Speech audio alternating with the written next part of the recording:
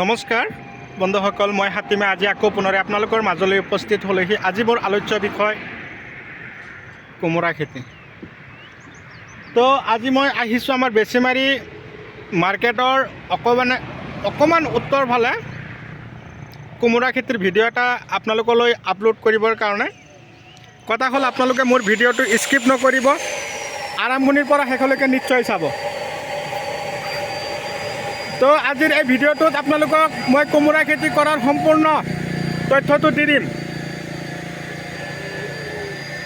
ইয়াত কি ধৰণৰ গুটি দিয়া হৈছে, কিমান ডিষ্টেঞ্চত দিয়া হৈছে, গোবৰ কিমান দিয়া হ'ল, তাৰপিছত ৰাসায়নিক সাৰ কিমান খটোৱা হৈছে, আৰু গছত যেতিয়া কোমোৰা দুটা এটাকৈ লাগন দিব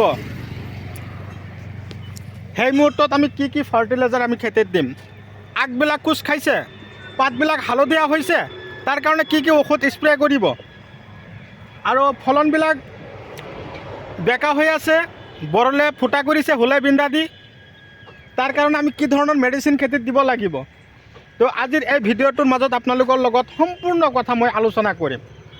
যদি আপোনালোকে মোৰ চেনেলৰ নতুন ভিউৱাৰ্ছ হিচাপে আছে তেনেহ'লে মোৰ চেনেলটো ছাবস্ক্ৰাইব কৰি দিব, কাষত থকা বেল ঘণ্টিটো লাহেকৈ বজাই দিব, যাতে এনেকুৱা ধৰণৰ উন্নত জৈৱিক, ৰাসায়নিক আৰু বৈজ্ঞানিক পদ্ধতিমতে কৰা খাৰুপেটীয়াৰ খেতিয়কৰ দৰে আমি যাতে খেতি কৰি আগুৱাই যাব পাৰোঁ, তাৰে নটিফিকেশ্যন আপোনালোকৰ মোবাইলত গৈ পাইগৈ। তো কোমোৰা কথা এষাৰ আছে নহয়, যিয়ে কৰে কোমোৰা খেতি সি বনি যায় লাখপতি। যিজনে কৰে কোমোৰা খেতি সেইজনে হৈ যায় লাখপতি। তো আমাৰ মাজত কথা এষাৰ আছে। তো কোমোৰা খেতিৰ লাভালাভ যথেষ্ট পৰিমাণে আছে। এই খেতি কৰিবলৈ হ'লে আপোনালোকে ওখ বাম মাটি নিৰ্বাচন কৰিব, এঢলীয়া হ'ব লাগে, উৰ্বৰ ভাল মাটি হ'ব লাগিব। ভাল মাটি হ'লে তাৰমানে ৰসাল মাটি হ'লে এই কোমোৰা খেতিৰ বাবে বৰ উপযোগী। এই খেতি কৰোৱাৰ আগমুহূৰ্তত আপোনালোকে প্ৰতি বিঘাত 1 ট্ৰাক গোবৰ দি দিব, প্ৰতি বিঘাত ছুপাৰ ফছফেট 1 বস্তা, potash 15 kilo, DAP 15, urea 15 kilo দিলে ধুনীয়াকৈ হাল মাৰিলে ময়াল ধূলিময় কৰিলে।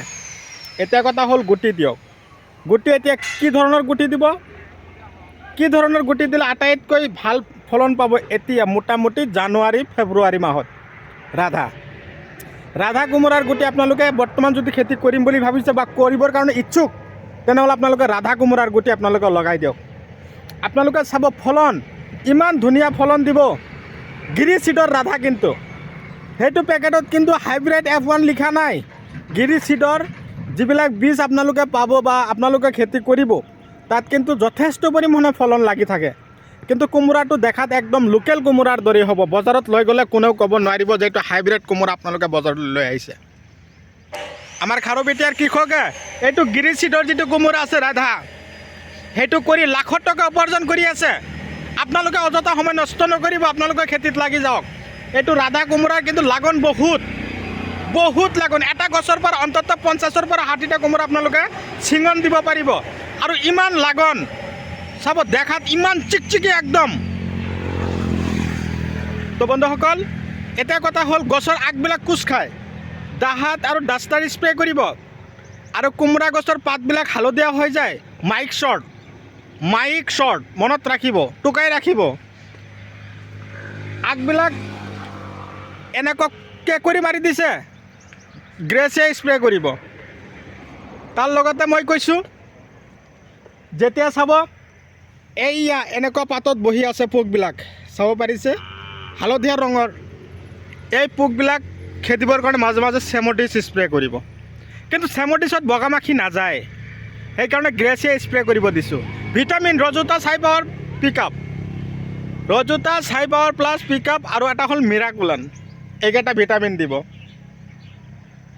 1 বিঘা মাটি যদি ভালদৰে কোমোৰা খেতি কৰিব পাৰে, ভালদৰে যতন কৰিব পাৰে, 3 দিন 4 দিন মূৰে মূৰে কমেও 1200ৰ পৰা 1400 কোমোৰা কাটি বজাৰলৈ আপোনালোকে বিকিব পাৰিব।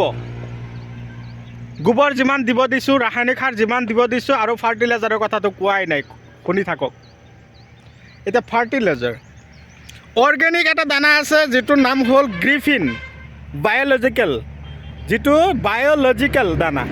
এইটো ইমান তাৰমানে ভাল কি ক'ম আৰু বায়'লজিকেল মই আপাৰত বহুত দানা পঠিয়াই আছোঁ এইটো বায়'লজিকেল দানাটো আপোনালোকৰ যদি লাগে তেনেহ'লে আপোনালোকে যোগাযোগ কৰিব তাৰ লগতে আপোনালোকে গ'ল্ড স্পেচিয়েল চইল এটা হ'ল বায়'লজিকেল বিঘাত বায়'লজিকেল 5 কিলো আৰু গ'ল্ড স্পেচিয়েল চইল দিব 5 কিলো কেতিয়া দিব যেতিয়া খেতিত ৰস কমি যাব পানী দিব পানী দিয়াৰ আজি পানী দিলে আবেলিতে দি দিয়ক বা কালি দি দিয়ক ভিডিঅ' চাই কেনে পালে কমেণ্ট কৰিব যিমান পাৰে মোৰ ভিডিঅ'টো শ্বেয়াৰ কৰিব আপুনিও চাওক আমাৰ দাদা বাইদেউসকলকো চাবৰ কাৰণে সুবিধা কৰি দিয়ক মই সেইটোৱে বিচাৰোঁ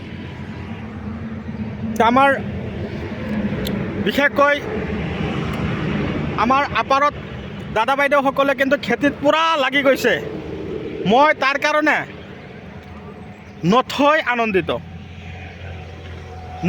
আনন্দিত মোৰ ভিডিঅ' চাই কিনে বহুত আনন্দিত হৈছে খেতি কৰিবৰ কাৰণে প্ৰস্তুতি লৈছে খেতি কৰি লাভান্বিতও হৈছে আৰু তাৰ কাৰণে মই বহুত আনন্দৰে আপোনালোকৰ কাৰণে মই কষ্টৰ মাজেদি ভিডিঅ' বনাই আপোনালোকলৈ আপলোড কৰি আছোঁ আপোনালোকে যাতে আগন্তুক দিনলৈ যাতে আৰু উন্নত আগুৱাই যাব পাৰে খেতি কৰি যাতে লাখত টকা উপাৰ্জন কৰিব পাৰে তাৰে কামনা লৈ আজিৰ ভিডিঅ' মই এইখিনিতে অন্ত মাৰিছোঁ পৰৱৰ্তী ভিডিঅ'ত লগ পাম বাই বাই